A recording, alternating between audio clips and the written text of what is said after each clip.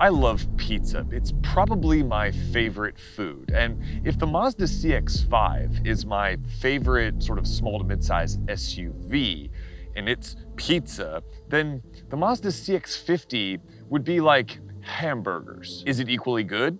Yeah, it's better in some ways. Just as satisfying? Absolutely. Looks better around a campfire. Now we're on to something.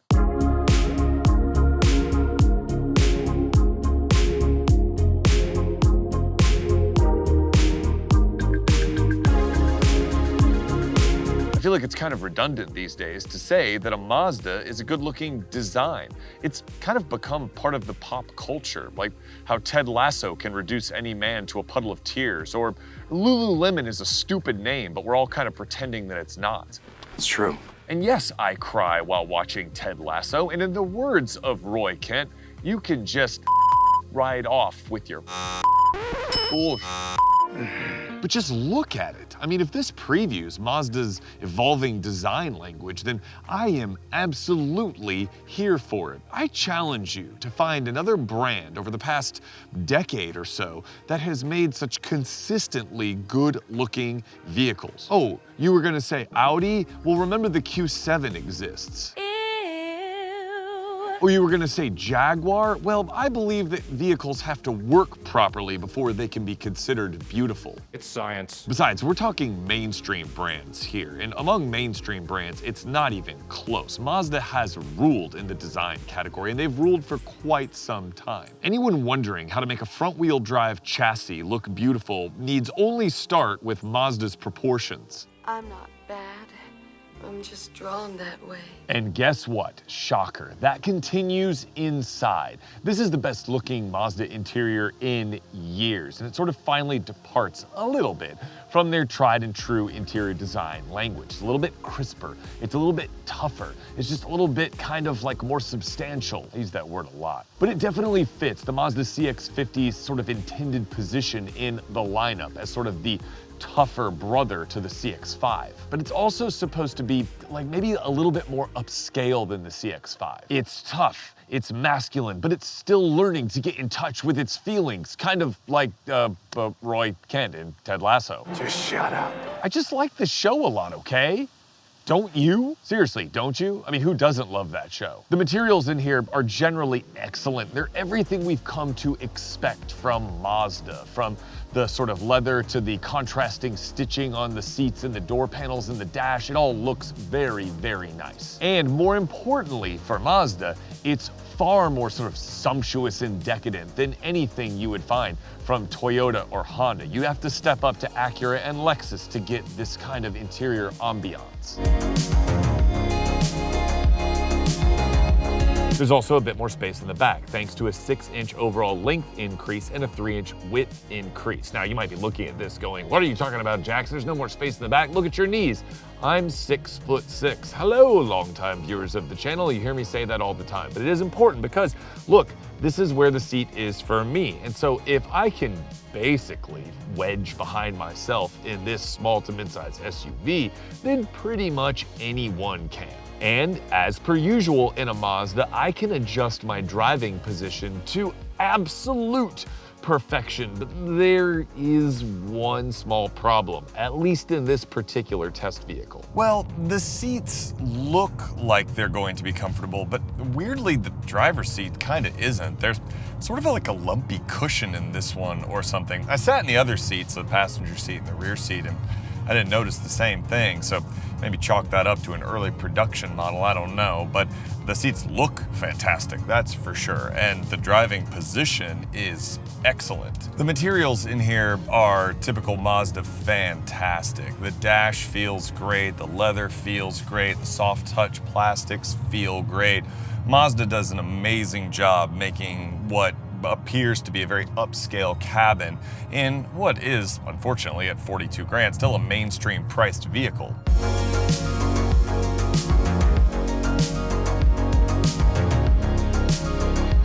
You might think that the CX-50's increased length and width would also mean increased cargo capacity, which has long been a complaint about the Mazda CX-5. I've raised it in my own videos about the CX-5. And, well, you would be wrong, actually. It's got about half a cubic foot more cargo space than the CX-5. Now, what it does have is a sort of seemingly slightly longer or deeper cargo space, but I think some of that decreased cargo capacity comes because of the 2-inch chopped roof, which lends the CX-50 its sort of sense of style, but I think it comes at the expense of overall cargo capacity. This means that the Mazda CX-50's total cargo volume of 31.5 cubic feet falls roughly 6 cubic feet shy of the Honda CR-V and Toyota RAV4. In my opinion, this is worth it. Remember, we have a RAV4, Ella drives a RAV4, and I don't think that in this sort of class, I would look at the cargo spaces of either of those vehicles and think that I'm really losing a ton here in the CX-50. Plus, did I mention that the CX-50 is gorgeous and the RAV4 is fine?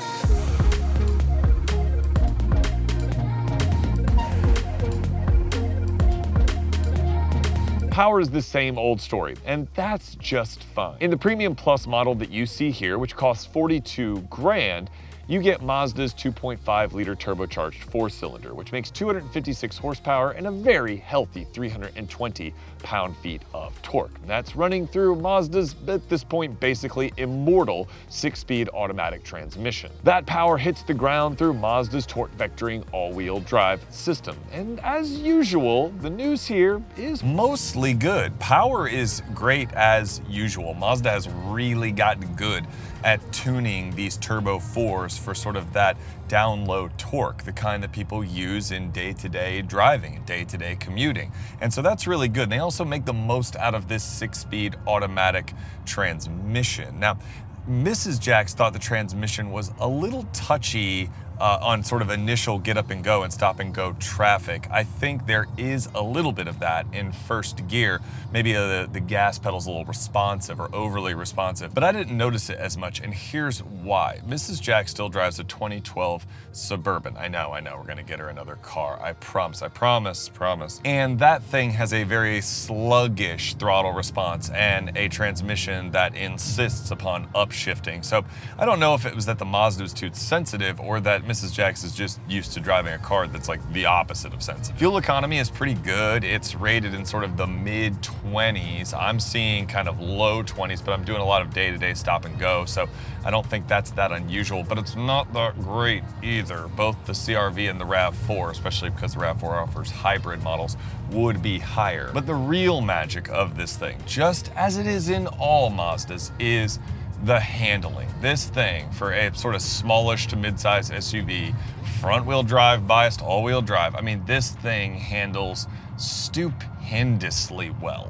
We're on the handling road right now, and we're going over that first offset rough patch, and this thing is about as close to perfect as you could want, honestly. And I am not saying that because I love Mazda, but you are encountering these things on the right side of the car. The car is smoothing them out, and somehow in that Mazda way, it's maintaining its body control. I mean, I cannot think of another mainstream brand that is able to do this, to ride that balance so well between that firm sportiness and that kind of confidence-inspiring body control. I will say that this thing, probably because of the large wheels, the initial impact harshness is a little more noticeable than it is in some of Mazda's other cars, but I really don't care. I really like the way that this thing handles, and I like the CX-5, and I think this is better. I will point out something about the steering though, and the minute I jumped in, I noticed this. In my opinion, the steering is a little artificially heavy, and I'm not saying that as someone who minds necessarily, because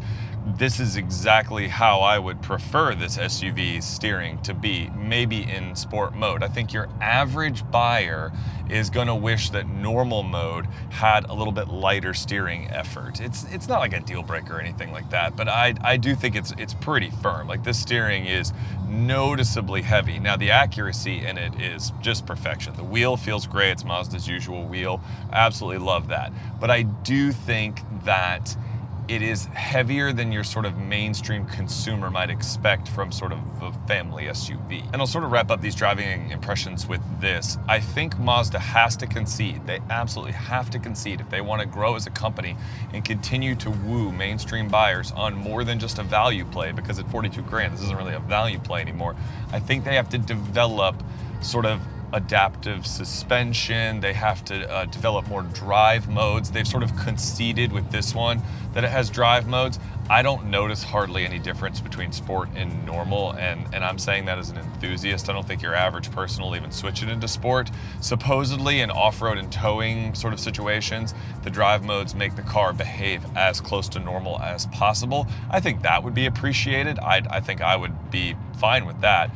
But my complaint here is that this car, with just a few subtle upgrades, could be a cushy, relaxed daily driver and then turn into something that honestly, I enjoy driving. I really do. Minus the weirdly firm butt cushion.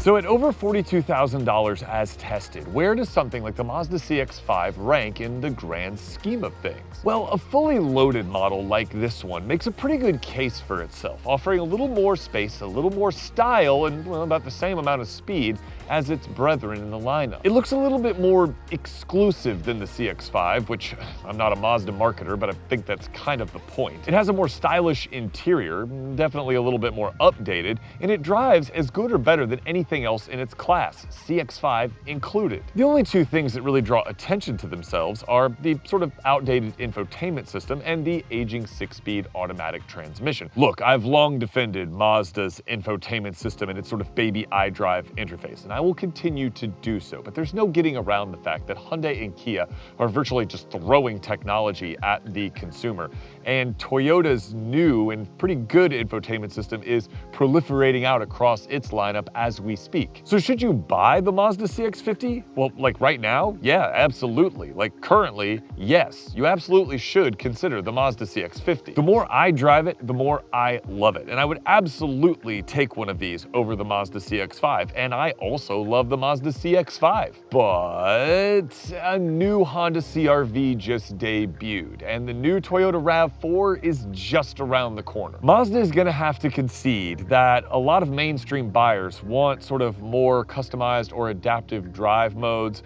a more advanced adaptive cruise control system, and a more, if I'm being honest, sort of gimmicky infotainment system if it's gonna continue to lure those buyers away from the larger mainstream brands. Can they accomplish those things without losing that sort of Mazda magic that we've all come to know and love? Personally, I have faith in Mazda. I mean, they always have BMW as an example of what not to do. So there's that. Guys, thanks so much for watching. I hope you found this video informative and useful. If you're considering Mazda, tell me what you think of them in the comments. And if you own a Mazda, tell me why. Until next time, drive safe, and I will catch you in the next video. All right? Peace.